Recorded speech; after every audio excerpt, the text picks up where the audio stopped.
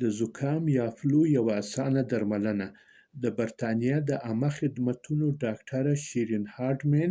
د زکام یا فلو د لومړیو نښو د پیل سره سمدستي د ویټامین سي او زینک چې دواړه په یوه ګولۍ کې موجود دي د خوړلو سپارښتنه کوي، ترڅو د نوموړې ناروغۍ موده او شدت راکم کړه سي. هغه وایي چې د نوموړو ګولیو د ویټامین سي د 1200 ملي ګرامو او زینک د 40 ملي ګرامو د یوه بوتل بیه چې پکې 180 ګولۍ شتون لري یوازې 2 پاونډه یا $2.5 ده او باید د ورځې یوه دانه ګولۍ وخوړل سي. په داسې حال کې چې د ویټامین سي او زینک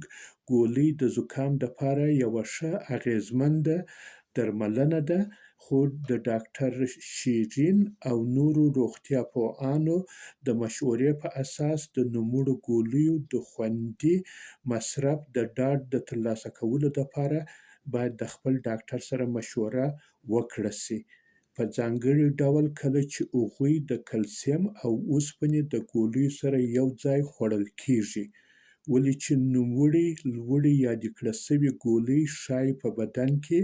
یو د بل په جذب کې مداخله وکړي. په عین وخت کې د برتانیا د عامه خدمتونو اداره د سالمو حجرو، پوستکي، د وینې د رګونو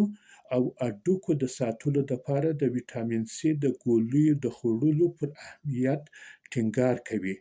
خو ویټامین سي په طبیعي ډول د بېلابېلو میوو او ترکاریو د ډېرو ډولونو څخه هم ترلاسه کېدلی سي.